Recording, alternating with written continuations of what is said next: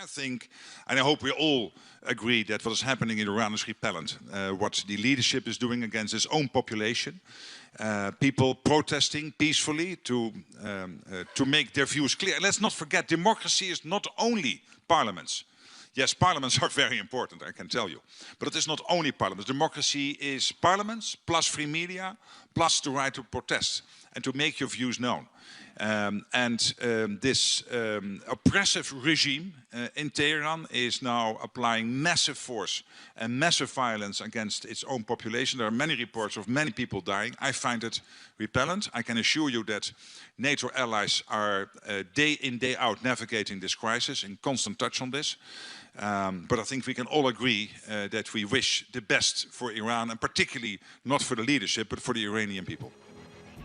NATO's Secretary General has delivered one of his fiercest condemnations to date, aimed not at a foreign enemy, but at a government waging war on its own people. Mark Rutte denounced Iran's brutal crackdown on protesters as repellent, accusing Tehran of turning state power inward and unleashing sweeping violence against its citizens as NATO quietly grapples with a crisis far beyond its borders. Speaking before European lawmakers in Brussels, Rutte issued a stark warning. Iran's leadership is crushing peaceful dissent with overwhelming force. His message was unambiguous. There can be no democracy where repression rules, and no legitimacy where fear is the tool of governance. Rutte acknowledged that Iran lies outside NATO's territorial mandate, but said the alliance cannot ignore what is unfolding. He described the violence as morally repellent. The NATO chief said protesters in Iran are peacefully making their voices heard. He stressed that democracy is not limited to elections or parliaments. It also requires free media and the right to protest. Rutte said those fundamental freedoms are being crushed. He accused Tehran's leadership of applying massive violence and said there are widespread reports of people dying. He repeated that these actions are being carried out by the state against its own citizens. Rutte said such brutality strips any claim to democratic legitimacy and exposes the true nature of the regime. Despite Iran being outside NATO's jurisdiction, Rutte said allies are deeply engaged. He confirmed NATO members are navigating the crisis day in and day out and remain in constant contact on developments. Rutte did not outline specific military or diplomatic steps, but his language signaled growing alarm within the alliance, particularly as unrest continues and casualties mount. He made a clear distinction between Iran's people and its rulers, saying NATO wishes the best not for the leadership, but for the Iranian population.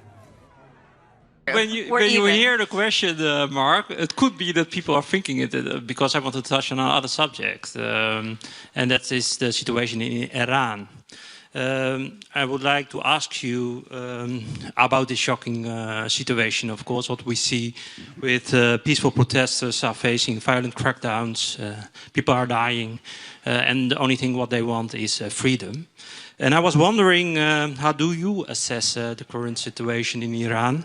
What is your take also on the ongoing protest? Thank you. Yeah, thank you for that question. And of course, as NATO, we concentrate on the North Atlantic area. But let me try to answer the questions despite the fact that it is outside NATO territory. Because I think, and I hope we all agree, that what is happening in Iran is repellent. What the leadership is doing against its own population, people protesting peacefully to make their views clear. And let's not forget, democracy is not only parliaments. Yes, parliaments are very important, I can tell you. But it is not only parliaments. Democracy is parliaments, plus free media, plus the right to protest and to make your views known. This oppressive regime in Tehran is now applying massive force and massive violence against its own population. There are many reports of many people dying. I find it repellent. I can assure you that NATO allies are day in, day out navigating this crisis, in constant touch on this. But I think we can all agree that we wish the best for Iran, and particularly not for the leadership, but for the Iranian people.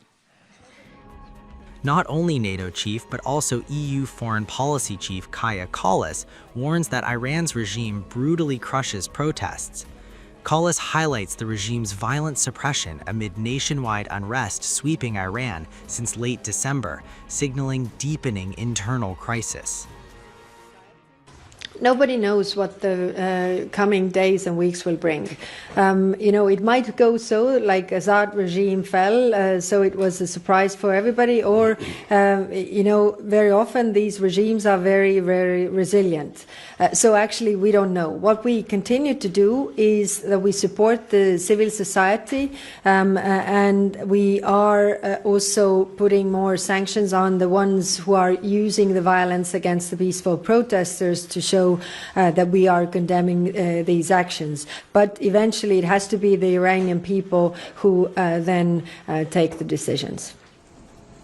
The remarks echo a growing alarm across Europe, where lawmakers are sharpening their focus on Iran's internal crackdown and the dangerous ripple effects it could unleash across an already fragile region. As outrage builds, pressure is mounting for decisive action. Meanwhile, President Donald Trump said Tuesday he is waiting for verified casualty figures from Iran's protests, a pause that underscores how the scale of the bloodshed could shape the next move on the global stage. Intel Iran says that it will retaliate in the instance of U.S. strikes against U.S. assets in the Middle East. What do you say to U.S. service members about why it is worth the risk to intervene in Iran? Yeah, Iran said that the last time I blew them up with the nuclear capability, which they don't have any longer. So Iran said that the last time. They better behave. Mr. President, on Iran, do you have a message for the leaders currently of Iran? Yeah, the message is they've got to show humanity. They've got a big problem, and I hope they're not going to be killing people. And I'm going to have a report very soon.